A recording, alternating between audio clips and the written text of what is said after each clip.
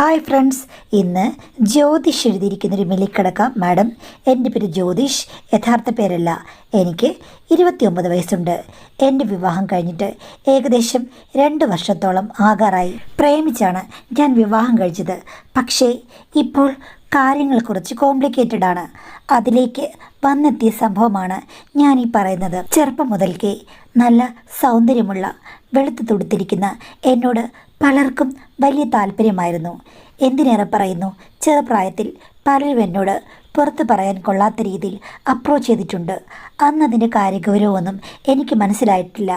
അതിൽ ആണുങ്ങൾ ഉൾപ്പെടും, പെണ്ണുങ്ങൾ ഉൾപ്പെടും. എങ്കിലും എനിക്ക് പ്രൊട്ടക്ഷനായി എപ്പോഴും അമ്മയുണ്ടായിരുന്നു. അമ്മ എപ്പോഴും എവിടെയെങ്കിലും ചുറ്റിപ്പറ്റി കാണും.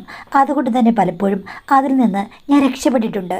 ഹൈസ്കൂളൊക്കെ ആയപ്പോഴാണ് എനിക്കതിൻ്റെ പ്രാധാന്യം മനസ്സിലാകാൻ തുടങ്ങിയത്. എനിക്ക് മറ്റുള്ളവരെക്കാൾ ഗ്ലാമറുണ്ട്. അതുകൊണ്ട് തന്നെ ഞാൻ വിചാരിക്കുന്നതിലും വേഗത്തിൽ പലരും എന്നെ സ്നേഹിക്കാൻ തുടങ്ങി. അതുമാത്രമല്ല, ഒത്തിരി ഓവർ അറ്റൻഷനും കിട്ടാൻ തുടങ്ങി. അതെനിക്ക് വല്ലാത്ത ആഹ്ലാദമായിരുന്നു. പിന്നെ ഞാൻ സൗന്ദര്യത്തിൽ കൂടുതൽ ശ്രദ്ധിക്കാൻ തുടങ്ങി.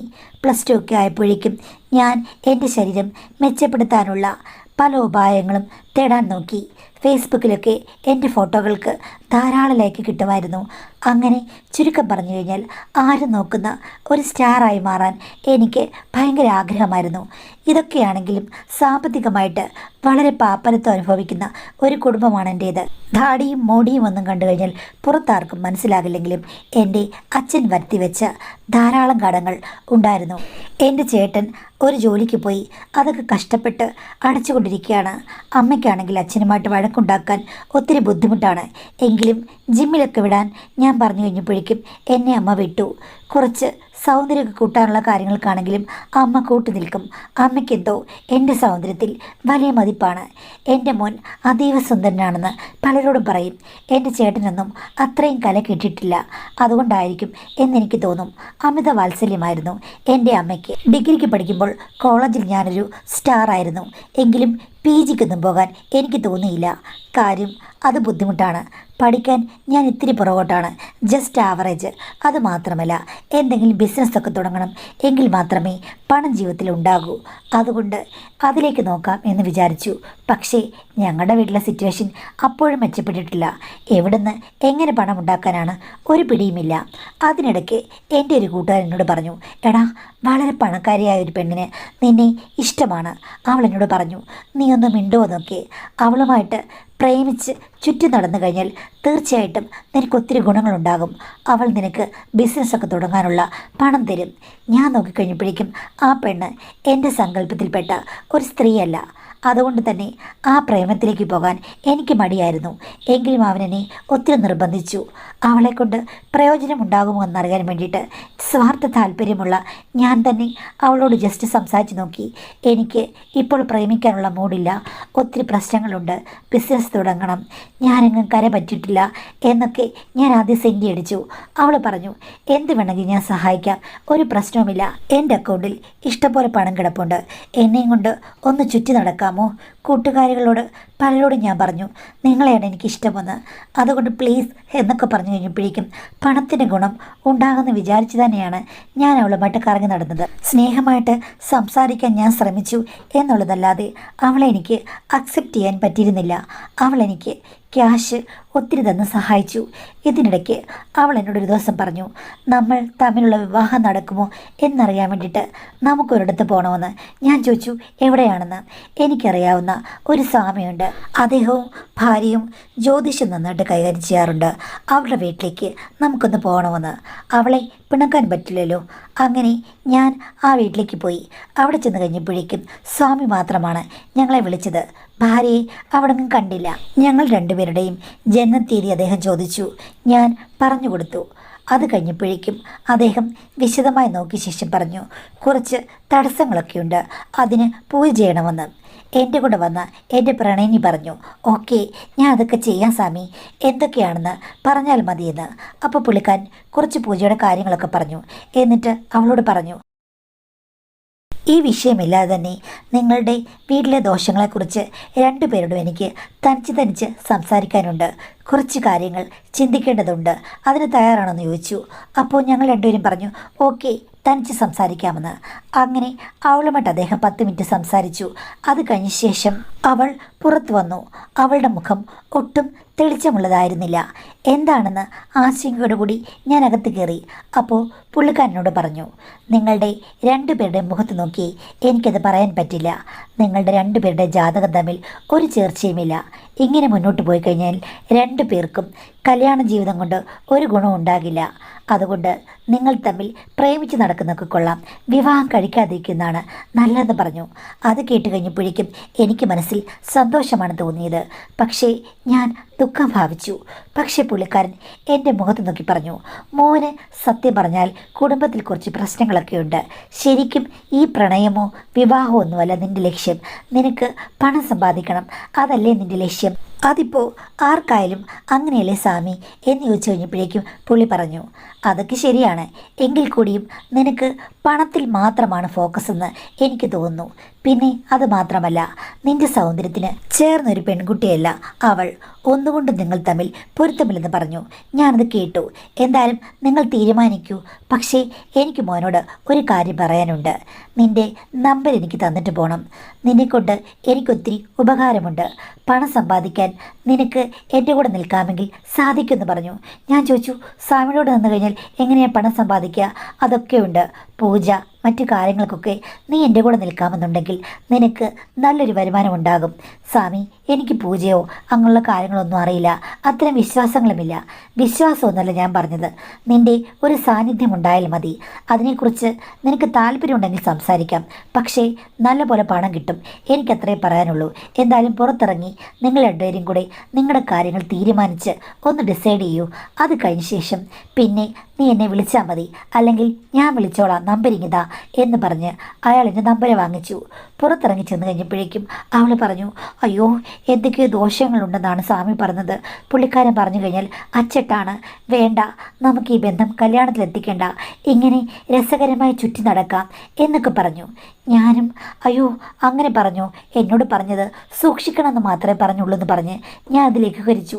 വേണ്ട, കല്യാണത്തിലെത്തിക്കേണ്ട എന്ന് പറഞ്ഞ് അവൾ എന്നോട് കാര്യങ്ങളൊക്കെ കുറച്ചുകൂടി വിശദമായിട്ട് പറഞ്ഞു. അത് കേട്ട് കഴിഞ്ഞപ്പോഴേക്കും ഞാനും സന്തോഷിച്ചു. എന്തായാലും കല്യാണം നടക്കില്ലല്ലോ. അപ്പോൾ അവൾ എന്നോട് പറഞ്ഞു, എന്തായാലും കല്യാണം നടക്കില്ല, ഇനിയിപ്പോൾ ചുറ്റി നടന്നിട്ട് കാര്യമില്ല. ഇത്രയും നാളും നിങ്ങൾ അകന്നു നിന്നു, ആഗ്രഹങ്ങളൊക്കെ സാധിച്ചിട്ട് നമുക്ക് പിരിയാന്ന് പറഞ്ഞു. എനിക്ക് ഒട്ടും താല്പര്യമില്ലെങ്കിലും അവളെ എങ്ങനെയാണ് ഈസിയായിട്ട് പറഞ്ഞു വിടുക? അതുകൊണ്ട് ആദ്യമായി ഞാൻ റിസ്ക് ഏറ്റെടുക്കാൻ തയ്യാറായി. അവൾ പറഞ്ഞതുപോലെ പല രാത്രികളും അവളുടെ വീട്ടിലെത്തി. സത്യം പറഞ്ഞാൽ എൻ്റെ മനസ്സിലുള്ള സ്ത്രീരൂപം അല്ലായിരുന്നതുകൊണ്ട് ആദ്യഘട്ടത്തിൽ എനിക്ക് പല കുഴപ്പങ്ങളും പരാജയങ്ങളും സംഭവിച്ചു. എങ്കിലും അവൾ എന്നോട് കൂടുതൽ നന്നായി പെരുമാറി. പതുക്കെ പതുക്കെ ഈ കാര്യങ്ങളിൽ ഞാൻ ക്ലച്ച് പിടിക്കാൻ തുടങ്ങി. സൗന്ദര്യമുണ്ട് എന്നൊക്കെ പറയുമെങ്കിലും എൻ്റെ ആദ്യത്തെ അനുഭവം ഇതായിരുന്നു. അങ്ങനെ ഞങ്ങൾ വിവാഹമൊന്നും കഴിക്കേണ്ട, ജീവിതം മാക്സിമം ആസ്വദിച്ച് മുന്നോട്ട് പോകാം എന്നുള്ള തീരുമാനത്തിലെത്തി. പതുക്കെ ഞാനും എന്തും എങ്ങനെയും ഏത് രീതിയിലും ഓക്കെ എന്നുള്ള മട്ടിൽ പൂർണ്ണമായും ഒരു പുരുഷൻ്റെ മനസ്സിലേക്ക് മാറി. ഇപ്പോൾ അവളുടെ സൗന്ദര്യമൊന്നും എനിക്ക് പ്രശ്നമല്ല, എല്ലാത്തിലും ഞാൻ ഓക്കെയാണ്. അങ്ങനെ പൊയ്ക്കൊണ്ടിരുന്നപ്പോഴാണ് സ്വാമി എന്നെ 2-3 വട്ടം വിളിച്ചത്. അപ്പോഴൊക്കെ ഞാൻ വരാമെന്ന് പറഞ്ഞു.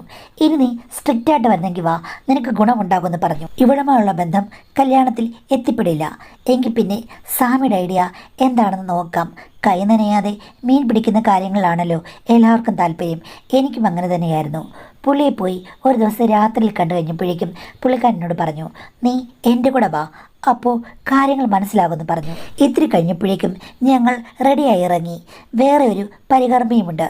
അയാൾ ഇത്തിരി പ്രായമുള്ള ആളാണ്. പക്ഷേ സ്വാമിയുടെ ഭാര്യയെ കണ്ടു കഴിഞ്ഞാൽ ഒരു അപ്സരസിനെ പോലെയുണ്ട്. ഇത്രയും ചെറുപ്പക്കാരിയാണെന്ന് ഞാൻ അന്നാണ് കാണുന്നത്. കൊള്ളാം, അവർ ഒരു വല്ലാത്ത സൗന്ദര്യത്തിന് ഉടമ തന്നെ. എന്നെ കണ്ടപ്പോഴേക്കും അവരുടെ കണ്ണുകൾ വിടർന്നു. ഇതാണോ ചേട്ടാ പറഞ്ഞ മോൻ എന്ന് സ്വാമിയോട് ചോദിച്ചു. അതെ, ഇവൻ എങ്ങനെയുണ്ടടി എന്ന് ചോദിച്ചു കഴിഞ്ഞപ്പോഴേക്കും ഇവൻ നമുക്കൊരു സ്വത്തും മുത്തുമാണ്, കൊള്ളാം, നല്ലൊരു ചൈതന്യമുണ്ടെന്ന്. ഞാൻ പറഞ്ഞു എനിക്ക് സ്വാമിയാകാനൊന്നും താല്പര്യമില്ലെന്ന്. അപ്പോൾ അവർ പൊട്ടിച്ചിരിച്ചുകൊണ്ട് എൻ്റെ പുറത്ത് തട്ടിയിട്ട് പറയുകയാണ്, സ്വാമി ആകണം, വെറും കുറച്ച് നേരത്തേക്ക്. എനിക്കവർ പറഞ്ഞത് ഒന്നും മനസ്സിലായില്ല. എങ്ങോട്ടാണ് പോകുന്നതെന്ന് ഞാൻ ചോദിച്ചപ്പോൾ വെയിറ്റ് ചെയ്യും മോനെ, ഞങ്ങളുടെ കൂടെ കംഫർട്ടബിളായി വാ എന്ന് പറഞ്ഞു.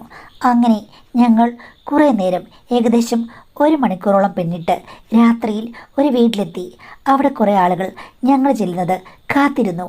അവിടുത്തെ ഒരു പെൺകുട്ടിക്ക് എന്തോ ബാധയോ മറ്റോ ഉണ്ടെന്ന് പറഞ്ഞാണ് പൂജ. ആ പെൺകുട്ടിയും പിന്നെ ഞങ്ങൾ മാത്രമായിരുന്നു പൂജാ റൂമിൽ. അവിടെ ഒരു പീഠമിട്ട് അതിലേക്ക് സ്വാമിയുടെ ഭാര്യ കയറിയിരുന്നു. അവരെ കണ്ടു കഴിഞ്ഞാൽ അപ്പോൾ എന്തോ ഒരു വല്ലാത്ത തേജസ്സായിരുന്നു. ഇത്തിരി കഴിഞ്ഞപ്പോഴേക്കും അവർ ഉടയാടകളെല്ലാം മാറ്റിയ രൂപത്തിൽ അവിടെ പിന്നെയും ഇരുന്നു. അത് കണ്ട് ഞാൻ അത്ഭുതപ്പെട്ടു പോയി. സ്വാമിയോ പരികർമ്മിയോ ഒന്നും ശ്രദ്ധിക്കുന്നില്ല. പക്ഷേ അവരുടെ സൗന്ദര്യത്തിലേക്കായിരുന്നു എൻ്റെ കണ്ണ്. സ്വാമി ഇടയ്ക്ക് എന്നോട് പറഞ്ഞു, ഇത്തരം പൂജകൾ വിശേഷാൽ പൂജകളാണ്. ഇവിടെ ഇപ്പോൾ ഒരു പ്രത്യേക ദേവതയാണ് ഇവിടേക്ക് കൊണ്ടുവരുന്നത്. അവിടെ അനുഗ്രഹമുണ്ടായിക്കഴിഞ്ഞു കഴിഞ്ഞാൽ അവൾ നിന്നെയായിരിക്കും നോക്കുക. ആ സമയത്ത് നീ അരികിൽ ചെല്ലണം. സ്വാമി എന്തായി പറഞ്ഞത്? അതൊക്കെ ഒരു പ്രത്യേകതരം പൂജാവിധിയാണെന്ന് മാത്രം അറിഞ്ഞാൽ മതി. ഇപ്പോൾ അവിടെ ഉള്ളത് എൻ്റെ ഭാര്യ ഒന്നുമല്ല, എൻ്റെ ഭാര്യയാണെന്നുള്ള ബോധം നിനക്ക് വേണ്ട. അത് സ്വർഗലോകത്തിൽ നിന്ന് ഇറങ്ങി വന്ന ഒരു ദേവകന്യകയാണെന്നോ ഒരു ഗന്ധർവ സ്ത്രീയാണെന്നോ നീ വിചാരിക്കാം. അവൾ ഈ പ്രശ്നങ്ങളെല്ലാം മാറ്റിത്തരണമെങ്കിൽ അവളിൽ ആവേശിക്കുമ്പോൾ നിന്നെ നോക്കിക്കഴിഞ്ഞു കഴിഞ്ഞാൽ നീ അവളുടെ ദേവനായി അരികെ ചെല്ലണം. അത് കഴിഞ്ഞിട്ട് നിങ്ങൾ രണ്ടുപേരും കൂടി ഞങ്ങളുടെ കൺമുന്നിൽ താണ്ഡവ നടനം ചെയ്യണം. ഇത്രയും നാളും മോനെ ഞാനൊക്കെ തന്നെയായിരുന്നു, അല്ലെങ്കിൽ എൻ്റെ പരികർമ്മയായിരുന്നു. അതൊന്നും പോരാ, നല്ല ചോരയും നീരുമുള്ള ആണുങ്ങൾ തന്നെ വേണം. എങ്കിലേ പൂജ ഫലിക്കൂ. ഇടയ്ക്ക് 2-3 പോയി കഴിഞ്ഞപ്പോഴേക്കും കാര്യങ്ങൾ റെഡിയായില്ല. ഇതൊക്കെ കേട്ട് കഴിഞ്ഞപ്പോഴേക്കും എനിക്കൊരു പേടി തോന്നി. പക്ഷേ പുള്ളിക്കാരൻ എൻ്റെ മനസ്സ് മനസ്സിലാക്കിയിട്ട് പറഞ്ഞു, നീ ഒന്നും പേടിക്കേണ്ട കാര്യമില്ല. നീ ഒരാണല്ലേ, നിനക്കിതൊക്കെ കറക്റ്റായിട്ട് പറ്റും. ശരിക്കും മോഹിപ്പിക്കുന്നൊരു പുരുഷനെയാണ് നമ്മളുടെ ദേവത ആവാഹിക്കുമ്പോൾ അവൾക്ക് വേണ്ടത്, ഞങ്ങളെപ്പോലുള്ള ആൾക്കാരെ അല്ല. അതുകൊണ്ടാണ് വലിയ 3-4 പൂജകൾ മിസ്സായിപ്പോയത്. വലിയ വലിയ കാര്യങ്ങൾക്ക് അത്തരം ഒരു ദേവത തന്നെ വേണം. അവൾക്ക് ദാഹവും മോഹവും തീർത്തരുളുന്ന ഉപാസകനെ മാത്രമേ അവളും അരുൾ ചെയ്യൂ. അവർ പറയുന്ന കാര്യങ്ങൾ കേൾക്കണമെന്നുണ്ടെങ്കിൽ അവളുടെ മോഹങ്ങളും നടക്കണം. ഞാൻ ചോദിച്ചു, ഇതൊക്കെ എന്താ സ്വാമീന്ന്? നിനക്കതൊന്നും അറിയില്ല, നിനക്ക് ഗുണമുണ്ടാകുന്ന കാര്യമാണെന്ന് മാത്രം അറിയാം. ഞാൻ പറയുന്നത് പോലെ നീ മുന്നോട്ട് പോയി കഴിഞ്ഞാൽ അതിൻ്റെ ഫലം നീ അനുഭവിച്ചറിയും. നിനക്ക് ഗുണമുണ്ടാകും എന്ന് മാത്രം അറിയുക. വേറെ നീ ഒന്നും ചിന്തിക്കേണ്ടതില്ല എന്നയാൾ പെട്ടെന്ന് ഗൗരവത്തോടുകൂടി പറഞ്ഞു. അതോടുകൂടി എനിക്ക് പേടിയായി. പക്ഷേ അയാളെ അനുസരിക്കുകയും വേണം. ഇത്തിരി കഴിഞ്ഞപ്പോഴേക്കും അയാൾ പറഞ്ഞു, ഇതാ പൂജയ്ക്കുള്ള സമയമായി. യഥാർത്ഥ പൂജ നിനക്ക് വേണ്ടി അവൾ കാത്തിരിക്കുന്നു. നിന്നെ നോക്കിയാണ് അവളിരിക്കുന്നത്. ഇപ്പോഴാണ് പൂജയുടെ ഉച്ചഘട്ടം. അയാൾ പറഞ്ഞത് എനിക്കനുസരിക്കാതെ നിവർത്തിയില്ല. അപ്പോഴേക്കും ആ വീട്ടിൽ കൂടിയിരുന്ന ആളുകളൊക്കെ വേറെ വീട്ടിലേക്ക് പോയി. ഞങ്ങൾ മാത്രമാണ് അവിടെ. പെൺകുട്ടി അവിടെ ഒരു തൽപ്പത്തിലിരിപ്പുണ്ട്. അവളാണെങ്കിൽ ഒന്നും അറിയാത്ത രീതിയിലിരിക്കുകയാണ്. എന്തെങ്കിലും മാനസികമായ പ്രശ്നങ്ങളുള്ള പെൺകുട്ടിയായിരിക്കാം. എന്തായാലും അവിടെ പൂജയാണെന്ന് പറഞ്ഞിട്ട് എനിക്ക് സ്വാമിയുടെ ഭാര്യയുടെ അടുത്ത് ചെല്ലേണ്ടി വന്നു. സ്വാമി എന്നോട് പറഞ്ഞു, എൻ്റെ ഭാര്യ എന്ന് നീ നോക്കേണ്ട കാര്യമില്ല. നിനക്ക് പണം കിട്ടും. നീ എല്ലാം മറന്ന് സ്വയം അർപ്പിച്ച് ആയിരിക്കുന്നത് ദേവലോക ഗന്ധർവ കന്യകയാണെന്ന് വെച്ച് നീ തുടങ്ങിക്കോളൂ എന്ന് പറഞ്ഞു. എങ്ങനെയാണ് എന്താണെന്നൊന്നും എനിക്കറിയില്ല. അദ്ദേഹം എന്നോട് പറഞ്ഞത്, ഒരു മനോഹരമായ കുളത്തിൽ നീലത്താമരയോ വെള്ളത്താമരയോ അല്ലെങ്കിൽ നിൻ്റെ മനസ്സിലെ ഏതെങ്കിലും വർണ്ണത്തിലുള്ളൊരു താമരയോ വിരിഞ്ഞു നിൽക്കുന്നു. താമരയുടെ മുട്ടിൽ തേൻ കിനിഞ്ഞു നിൽക്കുകയാണ്. നീ ഒരു വണ്ടാണ്. നിൻ്റെ ആഗ്രഹം എന്താണ്? താമരത്താരിലെ തേൻ നുകരുക. അത് തന്നെ ആയിക്കോട്ടെ നിൻ്റെ ആദ്യത്തെ ലക്ഷ്യമെന്ന് പറഞ്ഞു. അപ്പോൾ എനിക്ക് ഏകദേശം പിടികിട്ടി. ആദ്യം ഇത്തിരി കൺഫ്യൂഷൻ ഉണ്ടെങ്കിലും ഞാൻ അവരെ സമീപിച്ചപ്പോൾ അവർ ഒരു സ്വർഗീയ ദേവചൈതന്യത്തിലാണ് എന്നോട് പെരുമാറിയത്. എനിക്ക് തുടങ്ങിയപ്പോൾ ഇത്തിരി പ്രശ്നമുണ്ടായിരുന്നു. പക്ഷേ ഒരു വണ്ടായി മാറാൻ എനിക്കൊരു കുഴപ്പമില്ലായിരുന്നു. തുടങ്ങിയപ്പോൾ പിന്നെ ഞാനും ആ മാസ്മരിക വലയത്തിൽ പെട്ടുപോയി. അവർ ഇനി അടുത്ത സ്റ്റെപ്പ് എന്ന് പറയുന്നത് വരെ ഞാൻ ഒരേപോലെ ഒരേ മനസ്സായി മുന്നോട്ട് പോയി. നെക്സ്റ്റ് പിന്നീട് അവരുടെ ഇഷ്ടത്തിനനുസരിച്ച് പ്രവർത്തിക്കാൻ എനിക്കൊരു പ്രശ്നവുമില്ലായിരുന്നു. സ്വാമിയോ അല്ലെങ്കിൽ മറ്റാരെങ്കിലുമോ ഉണ്ടോ എന്ന് ഞാൻ മറന്നുപോയി. എൻ്റെ ജീവിതത്തിൽ ഇതുവരെ അനുഭവിച്ചിട്ടില്ലാത്ത ഒരു മാസ്മരികമായ അന്തരീക്ഷമായിരുന്നു അത്. അതുമാത്രമല്ല, അവർക്ക് പല ആവശ്യങ്ങളും ഉണ്ടായിരുന്നു. അതിനൊപ്പം നിൽക്കാൻ ആ അന്തരീക്ഷത്തിൽ എൻ്റെ മനസ്സും പൂർണ്ണ സജ്ജമായിരുന്നു. അവസാനം വിജയശ്രീലാളിതനായി ഞാൻ വന്നപ്പോൾ പൂജാരി എൻ്റെ കൈ പിടിച്ച് അഭിനന്ദിച്ചു. മോനെ, നീയാണ് യഥാർത്ഥ ഗന്ധർവൻ. ഈ വന്ന ഗന്ധർവ കന്യകയ്ക്ക് നീയാണ് യഥാർത്ഥ പൊരുത്തമുള്ളവൻ. ഇനി നമ്മൾ ജയിക്കുമെന്ന് പറഞ്ഞു. അത് കഴിഞ്ഞ ശേഷം എന്നെയും പരികർമ്മയെയും ആ പൂജാ റൂമിൽ നിന്ന് പുറത്താക്കി. അത് കഴിഞ്ഞിട്ട് അവിടെ എന്തൊക്കെയോ പൂജയുണ്ടായിരുന്നു. അരമണിക്കൂർ കഴിഞ്ഞപ്പോഴേക്കും അവർ ചിരിച്ചുകൊണ്ട് പുറത്തു വന്നു. അത്ഭുതമെന്ന് പറയട്ടെ, ആ പെൺകുട്ടിയുടെ മനോവിഭ്രാന്തിയൊക്കെ മാറി എന്ന് തോന്നുന്നു. സാധാരണ നിലയിലാണ് വന്നത്. പിന്നീട് വീട്ടുകാരെ വിളിച്ച് ആ പെൺകുട്ടിയുമായി സംസാരിച്ചു കഴിഞ്ഞപ്പോഴേക്കും അവൾക്ക് നടന്നതൊന്നും ഓർമ്മയില്ല. പക്ഷേ വളരെ നോർമലായിട്ടാണ് സംസാരിക്കുന്നത്. അവരോട് ചെറിയൊരു ബാധ കൂടിയതായിരുന്നു, കഷ്ടപ്പെട്ട് ഒഴിപ്പിച്ചു എന്ന് പറഞ്ഞു. സത്യം പറഞ്ഞാൽ ആ രാത്രി നടന്നതോർക്കുമ്പോൾ എനിക്ക് അത്ഭുതമാണ്. അത്ഭുതങ്ങളുടെ ഒരു രാവാണ് അവിടെ നടന്നത്. ഇതൊക്കെ സത്യമാണോ മിഥ്യയാണോ അല്ലെങ്കിൽ ഇങ്ങനെയുള്ള കാര്യങ്ങളുണ്ടോ എന്ന് ഇപ്പോഴും എനിക്കറിയില്ല. പക്ഷേ അന്ന് നടന്നതുകൊണ്ട് ആ പെൺകുട്ടി പെട്ടെന്ന് മാറുന്നത് ഞാൻ എൻ്റെ കണ്ണുകൊണ്ട് കണ്ടതാണ്. ഇതൊക്കെ ചിലപ്പോൾ എന്തെങ്കിലും വേറെ വിദ്യകളായിരിക്കാം, ഒരു ഹിപ്നോട്ടിസം പോലെ എന്തെങ്കിലും. എന്താണെന്ന് എനിക്കിപ്പോഴും അറിയില്ല. അന്നത്തെ പൂജ കഴിഞ്ഞു വന്നു കഴിഞ്ഞപ്പോഴേക്കും പുള്ളിക്കാരൻ എൻ്റെ കയ്യിൽ 20,000 രൂപയാണ് തന്നത്. ഇത് ഒരു തുടക്കം മാത്രമാണ്. ഇങ്ങനെ നിനക്ക് മാസത്തിൽ ലക്ഷങ്ങൾ സമ്പാദിക്കാൻ പറ്റും, അത് ഓർക്കുക എന്ന് പറഞ്ഞു. പിന്നെ ഞാനൊന്നും ആലോചിച്ചില്ല. ആദ്യം സ്വാമിയുടെ ഭാര്യയാണല്ലോ ടാർജറ്റ്. അങ്ങനെ കുറേ സ്ഥലത്ത് എനിക്കറിയില്ല അവർ ദേവതയെ ആക്ട് ചെയ്തു. പക്ഷേ പിന്നീട് പോയിടത്ത് അവർ വന്നില്ല. അതിനു പകരം സുന്ദരികളായ വേറെ ചില സ്ത്രീകളാണ് വന്നത്. അവരൊക്കെ ആ സമയത്ത് വരുന്നതാണ്. എങ്കിലും പീഠത്തിൽ വന്നിരിക്കുമ്പോൾ അവരെല്ലാം ഗന്ധർവരോ ദേവതകളോ ഒക്കെയാണ്. അപ്പോൾ അവരുടെ ഇഷ്ടമനുസരിച്ച് ഞാനാണ് അവിടെ ഗന്ധർവനായി ചെല്ലേണ്ടത്. കാര്യങ്ങളൊക്കെ 2 മണിക്കൂർ 2.25 മണിക്കൂർ നീളും. അതിനിടയ്ക്ക് പൂജയോ ഹോമങ്ങളോ ഒക്കെ അയാൾ നടത്തുകയും ചെയ്യും. അവസാനം ആ സ്ത്രീ നമ്മളോട് ഓക്കെ അല്ലെങ്കിൽ നിർത്തൂ എന്ന് പറയില്ലേ, അതേപോലെ ഒരവസ്ഥയാകുമ്പോഴാണ് എല്ലാം തീരുക. പക്ഷേ അത് കഴിഞ്ഞു കഴിഞ്ഞാൽ എന്തിനാണോ പൂജയ്ക്ക് പോയത് അത് കറക്റ്റായിട്ട് ഫലിക്കുകയും ചെയ്യും. ഇതിൻ്റെ പിന്നിലുള്ള രഹസ്യം എന്താണെന്ന് എനിക്കറിയില്ല മാഡം. പക്ഷേ സ്വാമിയുടെ കൂടെ കൂടിയതിൽ പിന്നെ എനിക്ക് പിന്തിരിഞ്ഞ് നോക്കേണ്ടി വന്നിട്ടില്ല. എൻ്റെ ജീവിതത്തിൽ ഒത്തിരി ആളുകൾ വന്ന് കയറിപ്പോയി. എനിക്ക് അറിയാത്ത പലരും. എല്ലാം സ്വാമിയുടെ നിർദ്ദേശാനുസരണമാണ്. സ്വാമിയുടെ ഭാര്യ ഇപ്പോൾ കുറേ കാലമായിട്ട് ഇതിനൊന്നും വരാറില്ല. എങ്കിലും അവരുടെ എല്ലാ സപ്പോർട്ടും സ്നേഹവും എനിക്കുണ്ട്. 20,000 കിട്ടിയെടുത്ത് പിന്നീട് എനിക്കതിൽ കൂടുതൽ കിട്ടാൻ തുടങ്ങി. ചുരുക്കം പറഞ്ഞു കഴിഞ്ഞാൽ ഒരു ബിസിനസ്സും ചെയ്യാതെ എൻ്റെ സൗന്ദര്യവും പ്രവൃത്തികളും കൊണ്ട് എനിക്ക് ലക്ഷക്കണക്കിന് രൂപ കിട്ടാൻ തുടങ്ങി. വീട്ടിലെ ദാരിദ്ര്യം മാറി. ഞങ്ങളുടെ വീട് പുതിയൊരു വീടായി മാറി. ഗൾഫിൽ വർക്ക് ചെയ്ത എൻ്റെ ചേട്ടനേക്കാളൊക്കെ എനിക്ക് ഒത്തിരി കൂടുതൽ തുക കിട്ടാൻ തുടങ്ങി. സത്യം പറഞ്ഞാൽ ഇപ്പോൾ ഞാൻ സമ്പന്നനാണ്. എൻ്റെ ജീവിതം സെറ്റിലായി. പേരും നാളും ഊരും ഒന്നും അറിയാത്ത പല സ്ത്രീകളും എന്നെ ചേർത്ത് നിർത്തിയിട്ടുണ്ട്. അതൊക്കെ പൂജയുടെ ഭാഗമാണ്. പക്ഷേ അതൊക്കെ സന്തോഷം പകർന്നു നൽകിയിട്ടുണ്ട്. ഇപ്പോൾ എൻ്റെ വീട്ടുകാർക്ക് ഈ സത്യങ്ങളൊന്നും അറിയില്ല. അവരെനിക്ക് ഒരു കല്യാണം ആലോചിക്കുകയാണ്. ഞാൻ പോയി ആ പെൺകുട്ടിയെ കണ്ടു. നല്ലൊരു പെൺകുട്ടിയാണ്, എനിക്ക് ചേരും. പക്ഷേ ഈ കാര്യം അറിഞ്ഞപ്പോൾ സ്വാമി എതിർക്കുകയാണ്. ഞാനിനി കല്യാണം കഴിക്കാനേ പാടില്ല. അഥവാ കല്യാണം കഴിച്ചെന്ന് പറഞ്ഞാലും അത് നിലനിൽക്കില്ലെന്നും നിനക്ക് ഇതേപോലെയുള്ള ഒരു യോഗമാണുള്ളതെന്നും ഇനി അദ്ദേഹം പറയുന്ന കാലം വരെ ഞാൻ അദ്ദേഹത്തോടൊപ്പം നിൽക്കണമെന്നും ഇല്ലെങ്കിൽ കല്യാണം കഴിച്ചു കഴിഞ്ഞാൽ അതിന് പല പ്രശ്നങ്ങളും ഉണ്ടാകുമെന്നും ആ ബന്ധം മുന്നോട്ട് പോകില്ലെന്നും ഒക്കെയാണ് പറഞ്ഞത്. ഭീഷണിയായിട്ടൊന്നും പറഞ്ഞില്ലെങ്കിൽ കൂടിയും അദ്ദേഹം പ്രവചനം പോലെയാണ് പറഞ്ഞത്. നിനക്ക് വിവാഹം വേണ്ട, നീ ഇത്തരം കാര്യങ്ങൾക്ക് നിയോഗിക്കപ്പെട്ടവനാണ് എന്നാണ് പറഞ്ഞത്. കാര്യമൊക്കെ ശരി തന്നെ, രസവുമുണ്ട്, പണവുമുണ്ട്. പക്ഷേ എങ്കിലും ഒരു ജീവിതം അതാവശ്യമല്ലേ മാഡം? ഞാനിങ്ങനെ പോയി കഴിഞ്ഞാൽ എൻ്റെ ജീവിതം കുറച്ചൊക്കെ കോംപ്ലിക്കേറ്റഡ് ആകില്ലേ? അത് മാത്രവുമല്ല, ഈ സ്വാമി പറഞ്ഞതുപോലെ ഇതൊക്കെ വല്ല അത്ഭുത ശക്തിയുമാണോ? എനിക്ക് ഒന്നും അറിയില്ല. അതിലെ രഹസ്യങ്ങളൊന്നും അയാൾ എന്നെ പഠിപ്പിച്ചിട്ടുമില്ല. ഞാൻ ധിക്കരിച്ചു പോയി കഴിഞ്ഞാൽ എനിക്കെന്തെങ്കിലും കുഴപ്പമുണ്ടാകുമോ? എൻ്റെ ദാമ്പത്യ ജീവിതം തകർക്കാൻ അയാൾക്ക് പറ്റുമോ? അയാളെ ധിക്കരിച്ചു കഴിഞ്ഞാൽ പ്രശ്നങ്ങൾ ഉണ്ടാകുമോ മാഡം എന്നാണ് ചോദിച്ചിരിക്കുന്നത്. സത്യം പറഞ്ഞു കഴിഞ്ഞാൽ നമുക്ക് അറിയാത്തൊരു വിഷയമാണ്.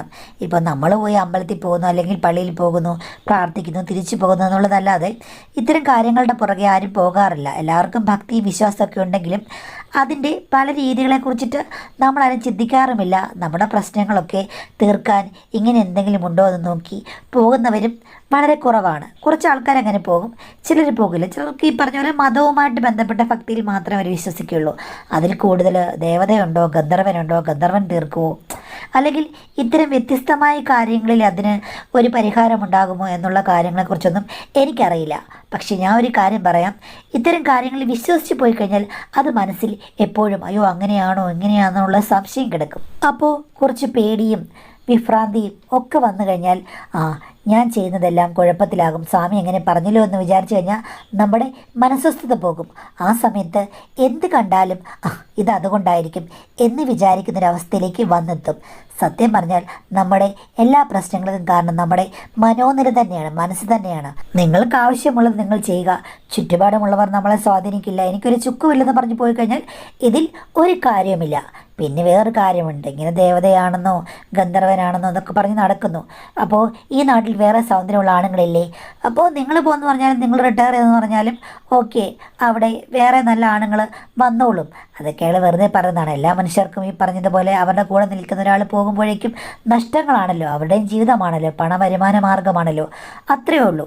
അപ്പോൾ നിങ്ങൾക്ക് വയ്യ എന്നുണ്ടെങ്കിൽ, നിങ്ങൾക്ക് നല്ല ജീവിതം വേണമെങ്കിൽ ഇതിനി പറ്റില്ല, നമുക്ക് സമാധാനമായിട്ട് പിരിയാം എന്ന് പറഞ്ഞ് പോരുക. പിന്നെ അവരുമായിട്ട് കോണ്ടാക്ട് ചെയ്യാതിരിക്കുക. വിളിച്ചു കഴിഞ്ഞാൽ അത് പേടിപ്പെടുത്തുന്ന രീതിയിൽ എന്തെങ്കിലും പറഞ്ഞു കഴിഞ്ഞാൽ അത് കേൾക്കാൻ നിൽക്കാതിരിക്കുക, അതായിരിക്കും നല്ലത്. നിങ്ങളതൊക്കെ വിശ്വസിച്ച് പോയി കഴിഞ്ഞാൽ ചിലപ്പോൾ അയാൾ പറയുമ്പോൾ നിങ്ങൾക്ക് പേടി തോന്നും. ഇല്ലയെന്നുണ്ടെങ്കിൽ നിങ്ങളുടെ കാര്യം നോക്കുക, ഇത്രേ പറയാൻ പറ്റുള്ളൂ. പിന്നെ ഇത്തരം വിഷയങ്ങളെക്കുറിച്ചിട്ട് എനിക്കൊരു പിടിയില്ലാത്തതായതുകൊണ്ട് ഞാൻ എൻ്റെ ഒരു ആറ്റിറ്റ്യൂഡ് പറഞ്ഞതേ ഉള്ളൂ. എനിക്കറിയാത്ത കാര്യത്തെക്കുറിച്ച് എങ്ങനെയാണ് ഞാൻ വിശദീകരിക്കുക. അപ്പം നിങ്ങൾ ധൈര്യത്തോടുകൂടി നിന്ന് കഴിഞ്ഞാൽ ഒരു പ്രശ്നവുമില്ല. ഇനിയിപ്പോൾ ജ്യോതിഷത്തിലോ അങ്ങനെ ഇത്തരം കാര്യങ്ങളിൽ വിശ്വസിക്കുന്ന ഒരാളാണെങ്കിൽ മറ്റൊരു നല്ല ജ്യോതിഷിയെ കാണുക. മുള്ളിനെ മുള്ളു കൊണ്ടെടുക്കുക എന്ന് പറഞ്ഞാൽ മനസ്സമാധാനത്തിന് വേണ്ടിയിട്ടാണ് നമ്മളിതെല്ലാം ചെയ്യുന്നത്. അതാണ് അതിൻ്റെ ബേസിക്.